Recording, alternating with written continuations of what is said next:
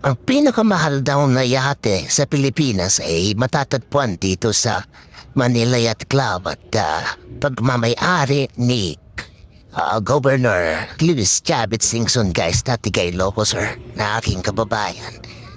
Punta ko dito nga sa Manila Yacht Club at hinanap ko yung kanyang yate, pero hindi ko mahanap, guys. Maaring siguro baka naglayag or nakapark somewhere na hindi dito. Pero yun nga, guys, ito yung mga nakita ko lang. Hindi ko na napuntahan yung iba. Pero doon sa kinaroroonan ko, ito lang yung aking mga nakikita, guys. Pero ganun pa man, napakaganda ng kanilang mga yate, guys. At sabi nga nila ay makapagpapatayo ka daw ng 10 mansyon sa presyo ng mga yate na ito.